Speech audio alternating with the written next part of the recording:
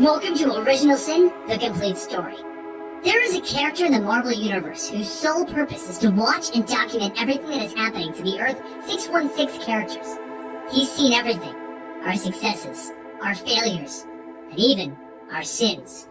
He is the unseen, and someone has now shot him in the head and removed his eyes. Our heroes were summoned to this spot by a rather large explosion, and they 100% plan to figure out who did this. But Nick Fury warns, this may be a friend. We need to be careful.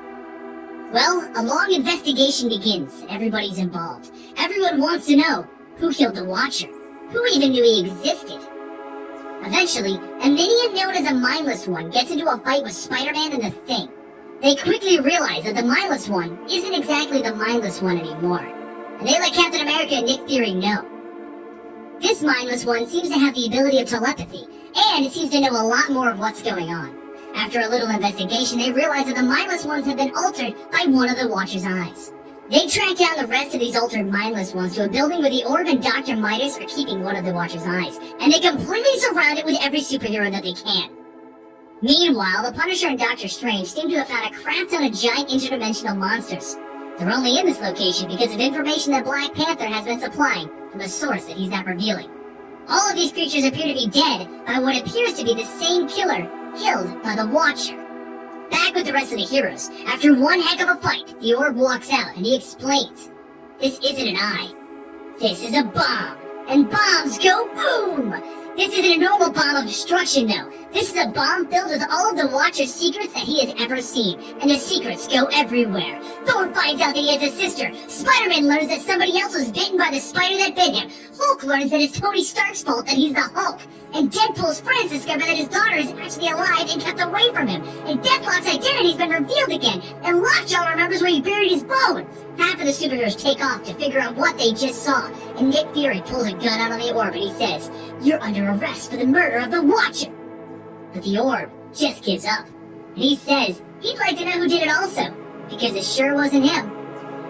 Now with the Orb captured, the Avengers continue their investigations as to who actually killed the Watcher, because the Orb continues to say that he only took his eye. But him and Dr. Midas didn't finish the job on the Watcher. Up in space, Bucky, Moon Knight, and Gamora make a shocking discovery. Whoever's been making all of these kills killed a planet.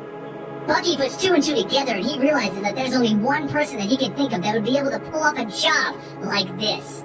And he strands Gamora and Moon Knight on the planet, leaving them there while he goes to kill this person.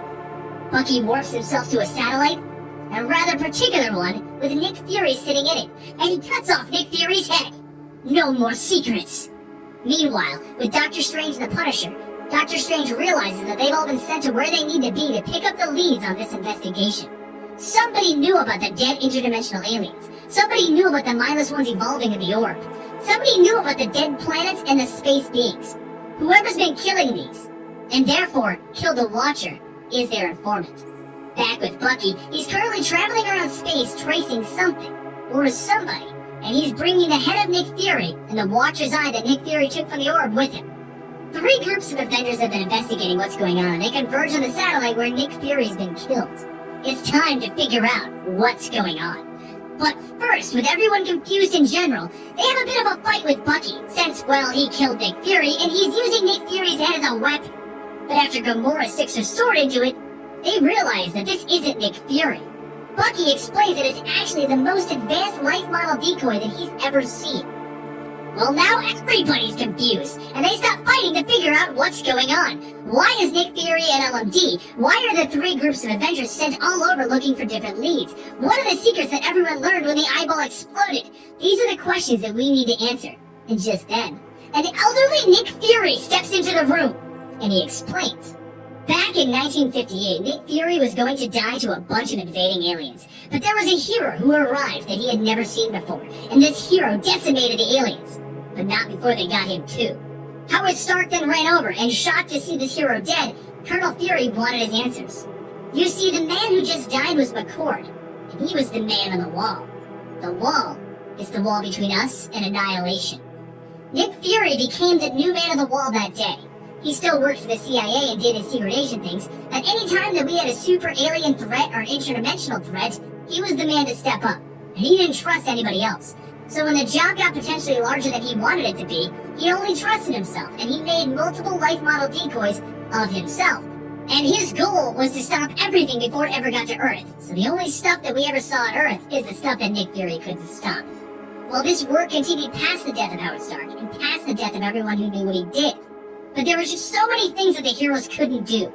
They needed this unknown, the unnamed, the unseen man to do it for them. And he explains this to all of the superheroes, leaving them in shock that this has been going on this whole time, and nobody knew about it. But there's still so many unanswered questions. And the biggest one is still, Nick Fury, who killed the Watcher? Well, he continues and he explains that he is dying. The Infinity Serum in his bloodstream has run out. And every morning that he's been waking up, he looks a little bit older. And with him dying, he explains that someone here needs to become the new man on the wall. Someone needs to take his place. But that doesn't matter. Black Panther asks again, who killed the Watcher? Meanwhile, the body of the LMD that Bucky cut the head off explodes, alerting Cap and the Avengers in the tower to where Nick Fury is right now. No more time to waste. They need to hurry this along, and Nick Fury says he's gonna save the world one last time using the eyeball that Bucky still had. All of the heroes up in the satellite begin to fight off Nick Fury's LMDs, and he walks away. It's time to finish this job now. He walks into a room where the orb is being held captive, and he tries to open the last eye to get to the secrets. He can't figure out how, and it's just then that the rest of the Avengers arrive. Nick pulls out the second eye, and it is him who had the second eye the whole time. It's time for him to end this. Since he's Nick Fury, he knows exactly how to handle everybody. He removes Hulk from the fight right away by using a special gun, and then he begins to systematically remove each superhero. But it's Captain America who truly tangles with Nick Fury.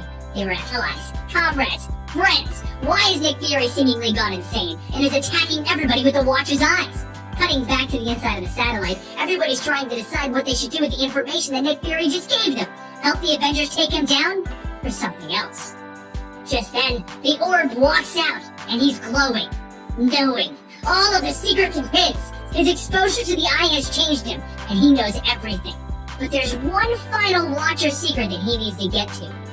Nick Fury continues his battle with the Avengers, whispering the sin that he knows about Thor, making Thor drop his hammer on the moon and become unworthy to pick it up once again. He then speaks Tony's override code, sending the armor back to Earth so that Iron Man is out of the fight. So many things that he knows and he needs to take with him. Nick Fury, the Orb, and various members of the Avengers all get themselves to the moon to finally end this. Up above all of this, though, the Watchers are finally getting involved. This is getting out of hand. Let's travel back to when Nick Fury first arrived on the moon to save the Watcher. You see, this whole thing started because the Watcher let himself get robbed. Dr. Midas and the Orb, they took one of the Watcher's eyes, and they were going through the Watcher's armory. And Nick Fury arrived and just wants to know what's going on.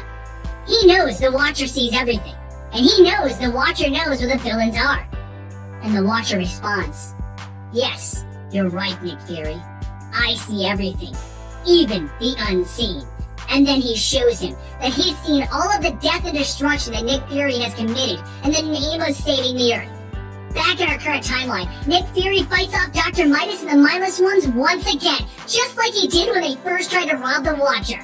They have all returned to get to the Watcher's armory now that nobody's really watching this place anymore. And Nick Fury is going to stop them. He will not lose the Earth to Dr. Midas. Who is Dr. Midas anyway? Nick Fury just can't let them win. And he gets into a fight with the Orb. And the Orb exclaims, "The eye showed me your secret, Fury." And Fury exclaims that it's the Orb's fault that the Watcher's dead. "You started this, Orb." And the Mindless Ones then jump on Nick Fury, beating him to death. And it takes the Avengers who arrive to stop this. They aren't here to save Nick Fury. They're here to bring Nick Fury in. And say it, Nick Fury. Say what you did.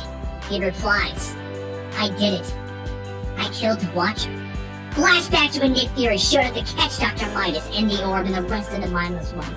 He just wanted the Watcher to tell him who did it so he could save the Earth again. But the Watcher kept his mouth shut. The Watcher simply said, "It is time for somebody else to watch." And he raised his hands against Nick Fury. In a sign of self-defense, Nick Fury was forced to shoot the Watcher in the head. And then he couldn't help himself. He took the other eye, and he saw everything. With the heroes occupied, Nick Fury takes the eye and he walks into the Watcher's tower. There's still a villain to stop, and Nick Fury needs to save the world. That's his one purpose, his job, everything he did to save the Earth. And he won't stop now. He will use this eyeball, and he will end this whole thing right now. Meanwhile, the orb with the other eyeball has become the target of the Watchers that nobody else can see. And they watch as the Watcher's eyeball begins to fuse itself into the orb, giving him everything, all of the secrets, all of the knowledge. You just don't mess with a race as old as the Watchers. These eyeballs hold so much power, and Nick Fury also knows this. So he jams the eyeball into Dr. Midas's body, forcing another eyeball explosion. The entire tower explodes, taking Nick Fury and Dr. Midas and the Watcher's body and the entire armory with it. That's it. The secrets of the Watcher died in the tower that day. Captain America confirms Nick Fury is dead, and the orb is missing, and Captain America just wants to know, why did Nick Fury seemingly go insane in the end? The only individuals, the ones that Nick told his story to, they aren't talking, because there's a level of distrust amongst all of our superheroes now. No one can trust anybody with so many secrets spilled out. The orb is seemingly wandering the world, just watching everybody with his new second eye. And Bucky has become the new man on the wall, keeping Earth safe. And Nick Fury, well, he might not be as dead as you think. For now, he's trapped on the moon, to remain unseen, and chained there for all of eternity as far as we know.